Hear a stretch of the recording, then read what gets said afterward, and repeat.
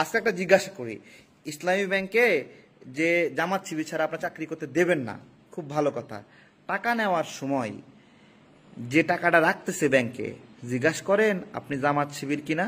তাহলে শুধু জামাত শিবিরের টাকা নেন ব্যাংকে, তা তো করতেছেন না।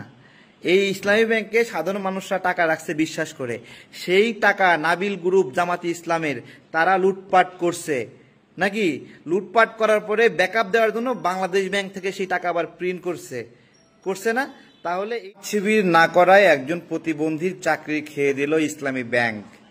একজন প্রতিবন্ধী কতটুকু জীবনে বাধা বিপত্তি অতিক্রম করে অনার্স মাস্টার্স শেষ করে তারপরে সেই ব্যাংকে চাকরি করছে, তাকে চাকরি থেকে বাদ দিচ্ছে জামাত শিবির না করায়। জামাত শিবিরের কর্মীরা বলছে, তারা যুক্তি দিচ্ছে যে যোগ্যতা ছাড়াই চাকরি পেয়েছিল সেই সময়, এই জন্য পুনর্মূল্যায়ন নেবে।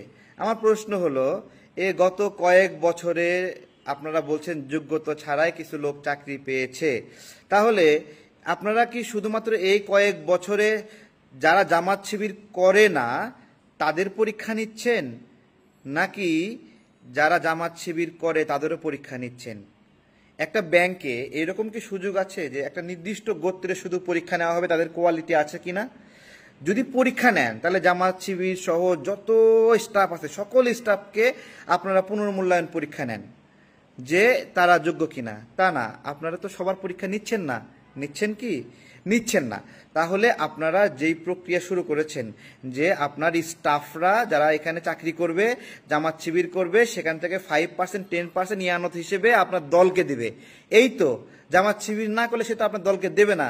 তাহলে এই ইয়ানত পাওয়ার জন্য আপনারা আপনাদের ব্যাংকে চাকরি করতে দেবেন না জামাত শিবির না করলে।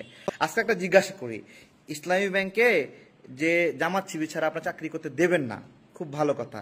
টাকা নেওয়ার সময় যে টাকাটা রাখতেছে ব্যাংকে, জিজ্ঞাসা করেন আপনি জামাত শিবির কিনা? তাহলে শুধু জামাত শিবিরের টাকা নেন ব্যাংকে, তা তো করতেছেন না। এই ইসলামী ব্যাংকে সাধারণ মানুষরা টাকা রাখছে বিশ্বাস করে, সেই টাকা নাবিল গ্রুপ জামাতি ইসলামের তারা লুটপাট করছে নাকি? লুটপাট করার পরে ব্যাকআপ দেওয়ার জন্য বাংলাদেশ ব্যাংক থেকে সেই টাকা আবার প্রিন্ট করছে না? তাহলে এই যে জনগণের টাকা ইসলামী ব্যাংক রাখলো, আপনাদের নাবিল গ্রুপ চুরি করলো, সেই টাকা নামে বেনামে কোম্পানি খুইলা টাকাগুলো নিল, এর জবাব দিতে পারবেন? আপনারা চাকরি দেওয়ার ক্ষেত্রে খুঁজবেন কে কে জামাত শিবির করে, কিন্তু হাসপাতালে যে চিকিৎসা নিতে আসবে ওখানে তো বলেন না যে হাসপাতালে জামাত শিবির ছাড়া অন্য কেউ এখানে আসবে না।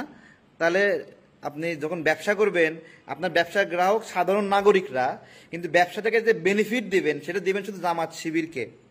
এটা কি ধরনের নৈতিকতা? আপনারা বলছেন কর্মসংস্থান সৃষ্টি করবেন, একটা তো পরীক্ষা দিলেন, যেই পরীক্ষাতে আপনারা আপনাদের লোক ছাড়া কাউকে দেখান না, কাউকে চোখে দেখেন না, কাউকে বন্ধু মনে করেন না। তাহলে আপনি যখন সচিবালয়ের নিয়ন্ত্রণ পাবেন তখন তো জামাত শিবির ছাড়া কাউকে থাকতে দেবেন না। বিশ্ববিদ্যালয়ের নিয়ন্ত্রণ পাবেন তখন তো ওখানে শিক্ষক নিয়োগে জামাত শিবির ছাড়া কাউকে দেবেন না। তাহলে বাংলাদেশের নাগরিকরা চাকরি পাওয়ার জন্য জামাত শিবির করতে বাধ্য হবে, এই তো।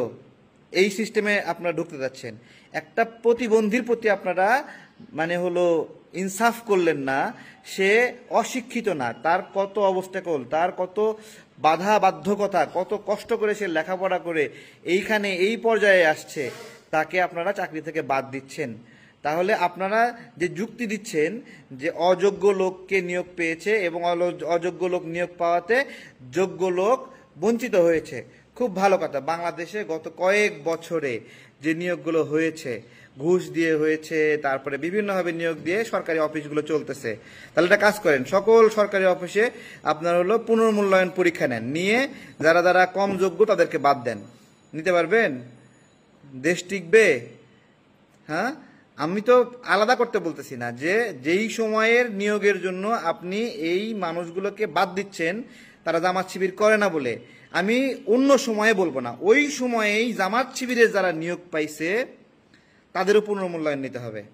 শুধু তাই না, এর আগে আপনারা তাদেরকে নিয়োগ দিছিলেন জামাত শিবির হিসেবে, তাদেরও পুনর্মূল্যায়ন না হোক। আপনি তো শুধুমাত্র জামাত শিবির করে না এইরকম দেখে দেখে পুনর্মূল্যায়ন করতে পারেন না।